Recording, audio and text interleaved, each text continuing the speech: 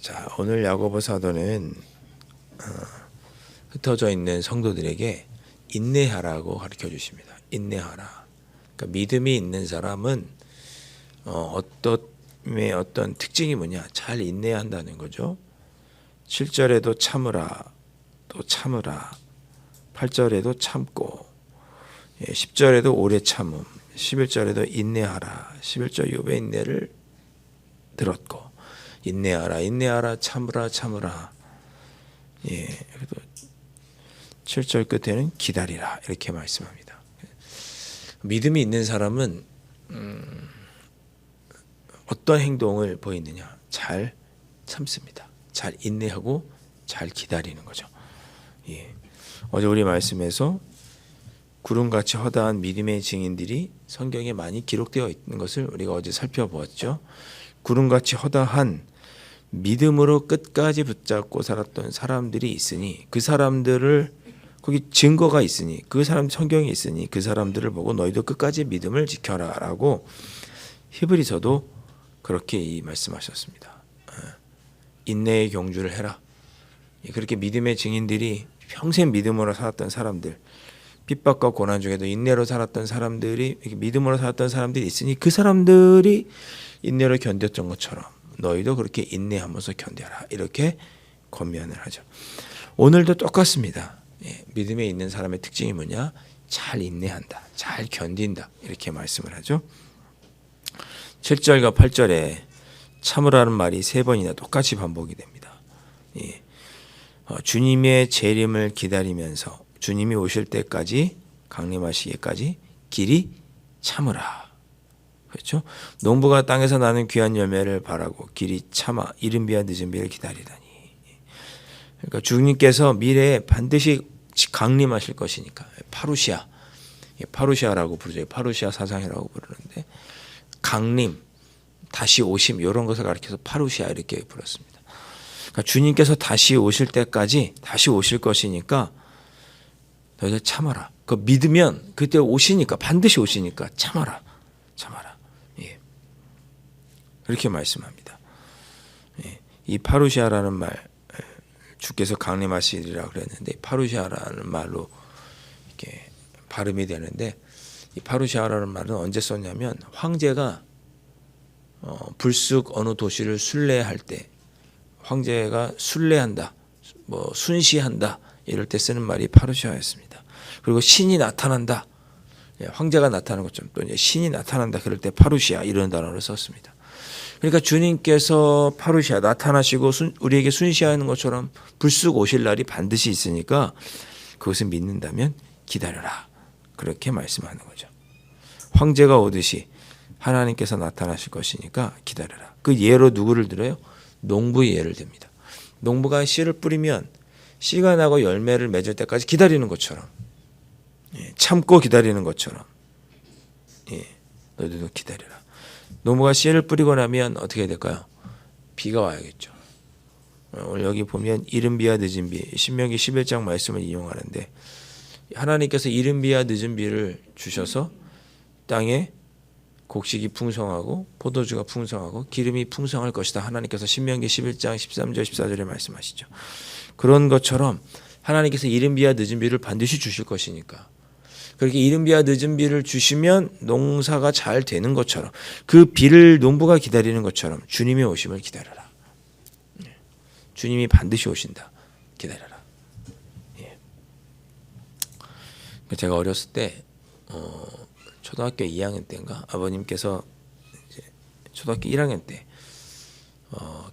교회를 개척하셔서 이제 시작을 하셨습니다.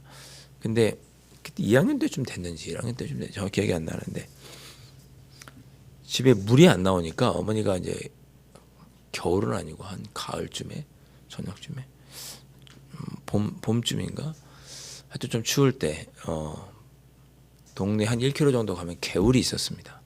거기서 빨래를 하셨어요. 우리 예전에 뭐 1981년 82년이니까 뭐 이렇게 겨울에서 빨래 하시는 분들 많이 계셨죠. 근데 그때 제가 초등학교 2학년 때쯤 됐으니까 어릴 때지 않습니까? 근데 어머니가 밤에 됐는데 안 오시는 거예요. 꼼꼼해졌는데. 어린 마음에 어머니가 왜 안 오시지? 집 앞에 이렇게 나가보고 어머니 안 오시나 이렇게 보고. 예. 괜히 막 무서운 거예요. 우리 어머니 무슨 일 어떻게 된 거 아니야? 예, 그래서 괜히 막 집에서 울었던 기억이 납니다. 그러니까 어머니가 빨래를 하고 오시면서 요한아 왜 울어? 이제 그러셨던 기억이 나요. 예. 어린 마음에 어머니가 빨래하러 가셨는데 한 1km 정도 이렇게 가야 되는 길이었거든요. 안 오시니까 껌껌해졌는데 안 오시니까 그때 뭐 핸드폰도 없고 뭐 초등학교 때니까 이렇게 울면서 기다렸던 기억이 말씀을 준비했는데 불현듯 생각이 나네요.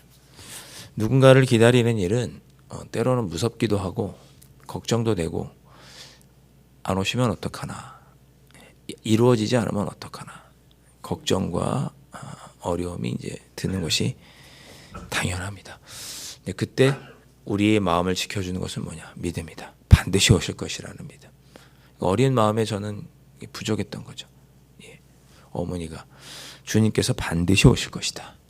그 믿음으로 너희들 기다려라. 예. 그런 말씀입니다. 예. 오늘 우리가 뭘 기도해야 돼요? 우리 계속 기도하고 있는 기도 제목 주님께서 이루어 주시기를 믿고 지금 기다리면서 기도하는 거 아니겠어요? 주님께서 응답하여 주신 것 언젠가 우리에게 주신 이 기도의 제목을 응답해 주실 것이다.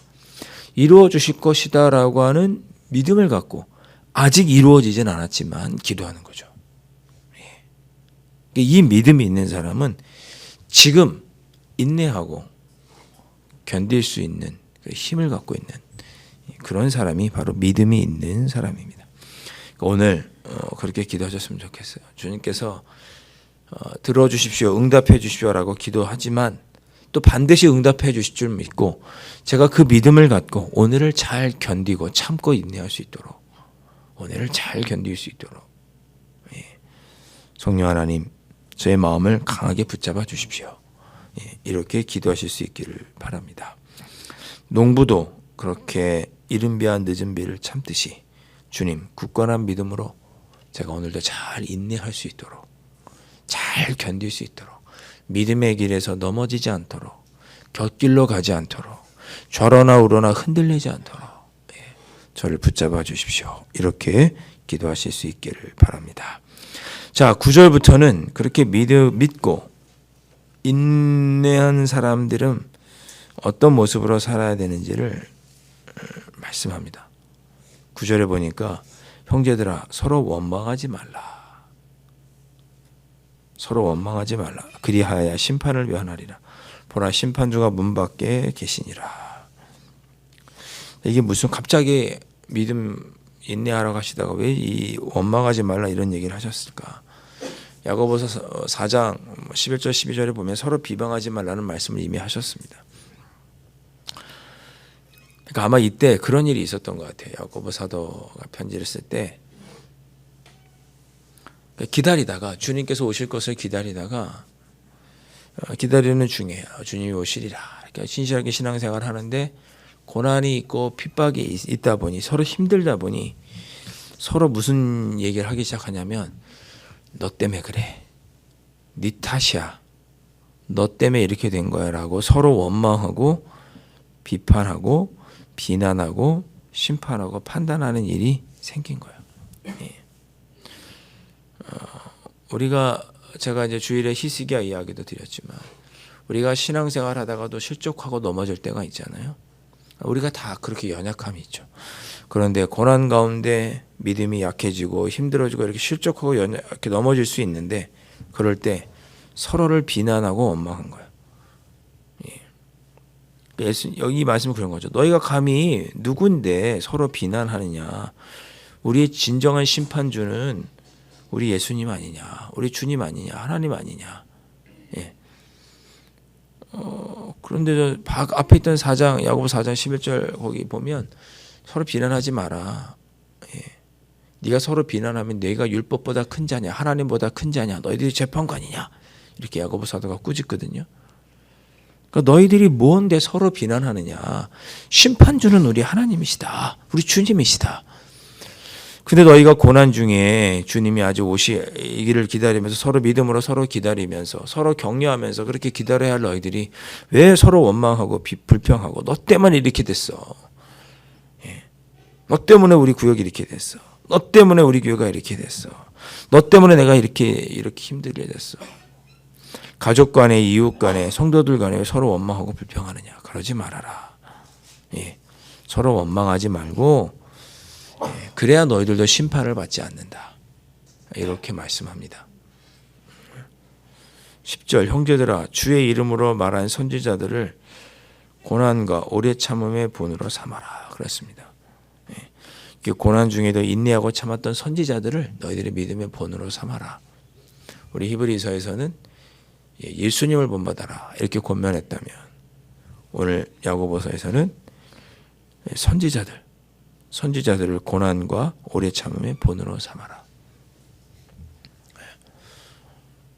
여러분 오늘 그렇게 기도하시면 또 좋겠어요. 힘들고 어려운 일로 말미암아 제가 서로 원망하는 서로 탓을 하고 너 누구 때문이라고 말하는 그런 교우들이 그런 우리 교우들 되지 않도록 우리 기도하시면 좋겠고 서로 판단하지 말고 격려하고 위로하면서 인내하는 그런 우리 모든 교우들이 될 수 있도록 그런 교회가 될 수 있도록 기도하시면 좋겠습니다. 11절 그렇게 참고 인내하는 자에게 복이 있다고 말씀하시죠. 보라 인내하는 자를 우리가 복되다 하나니 너희가 욥의 인내를 들었고 주께서 주신 결말을 보았거니와 주는 가장자비하시고 긍휼히 여기시는 이시니라. 욥에게서 우리가 본을 받을 수 있다는 거죠. 욥이야말로 정말 잘 인내했던 사람이죠. 욥이 엄청난 고난을 1장과 2장에서 겪죠. 재산을 다 잃고 양, 떼, 낙타, 양과 염소, 소, 양 다 잃고 심지어 10명의 자녀들까지 다 잃죠.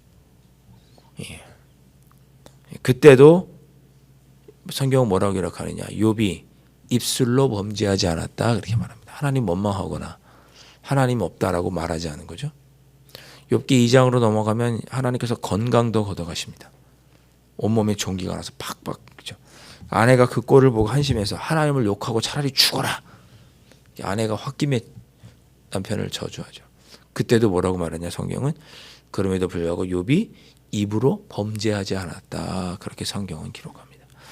가정 모든 재산 자녀를 잃고 아내도 떠나고 건강까지 다 잊어버리고 그래도 그는 참고 인내하면서 하나님 앞에 죄를 짓지 않습니다.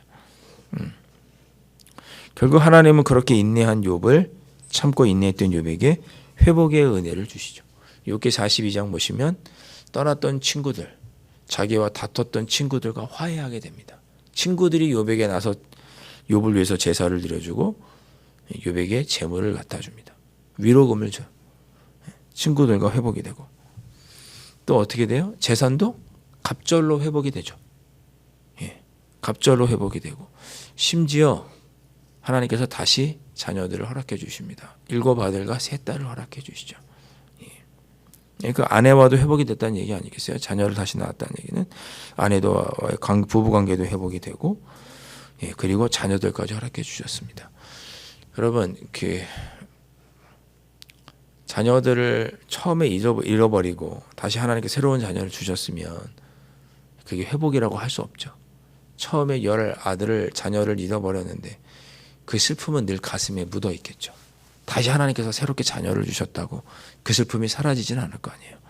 그런데 그렇게 자녀를 주셨고 42장 끝에 보면 욥이 그 자녀들의 이름을 붙여주고 게렌 합복 이렇게 이름을 쭉 지어줬다는 이야기가 나옵니다. 그 얘기는 뭐냐? 과거에 자녀를 잃어버렸던 상처도 그가 회복이 되었다 그런 뜻입니다. 하나님께서 믿음을 가지고 고난 중에도 인내했던 욥에게 이렇게 회복의 은혜를 주셨으니 믿음을 갖고 주님 다시 오시기까지 믿음의 삶을 그 신실한 삶을 살아가는 너희들에게는 이러한 복이 있을 것이다. 이렇게 약속해 주시고 있습니다. 그러니 서로 원망하지 말고 믿음으로 견디는 자들에게 하나님께서 분명히 복을 주시니 욥을 본받아서 인내의 삶을 잘 살아가라고 권면하고 있습니다. 오늘 읽은 말씀에 여러분 마음에 와닿는 구절을 한번 생각해 보십시오. 어떤 말씀이 딱 들어오십니까? 저는 인내하는 자가 복되다. 이 말씀이 눈에 들어옵니다. 인내하는 자가 복되다는 것은 뭐예요? 하나님의 섭리 가운데 결국은 합력하여 선을 이룬다는 말이죠. 오늘도 믿음의 길, 사순절 넷째 주간을 보내시면서 주님만 붙잡고 살아가시려고 하는 여러분들에게 이런 인내하는 자에게 주시는 주님의 귀한 복, 회복의 은혜가 임할 수 있기를 주님의 이름으로 축복합니다. 기도하겠습니다. 사랑하는 주님, 주님께서 다시 오시고 또 우리를 주님의 자녀로 살아가도록 부르셨사오니 주님이 다시 오실 것을 믿으며 또 우리가 주님의 자녀로서 마땅히 믿음으로 주님의 뒤를 따라가는 삶을 살아갈 수 있도록 성령 하나님 지켜주시고 인도하여 주시옵소서. 때로 힘들고 어려운 일이 찾아와 이 믿음의 길에 우리가 때로 마음이 흔들리고 낙심된다 할 때 서로 원망하나 불평하지 말고 서로 격려하고 위로하면서 우리가 이 믿음의 길에 낭망하지 않도록 성령 하나님께서 인도하여 주시고 그런 위로와 사랑과 격려가 풍성한 우리 강남제일교회가 될 수 있도록 인도하여 주시옵소서. 이번 한 주간도 주님 인내하면서 믿음의 길을 저희들 서로 격려하며 살아가겠사오니 인내하는 자에게 주시는 귀한 복을 누리는 참으로 복된 한 주간이 될 수 있도록 은혜 위에 은총으로 함께하여 주시옵소서. 귀하신 예수 그리스도의 이름으로 간절히 기도하옵나이다. 아멘. 하늘에 계신 우리 아버지, 아버지의 이름을 거룩하게 하시며 아버지의 나라가 오게 하시며 아버지의 뜻이 하늘에서와 같이 땅에서도 이루어지게 하소서. 오늘 우리에게 일용할 양식을 주시고 우리가 우리에게 잘못한 사람을 용서하여 준 것 같이 우리 죄를 용서하여 주시고 우리를 시험에 빠지지 않게 하시고 악에서 구하소서. 나라와 권능과 영광이 영원히 아버지의 것입니다. 아멘.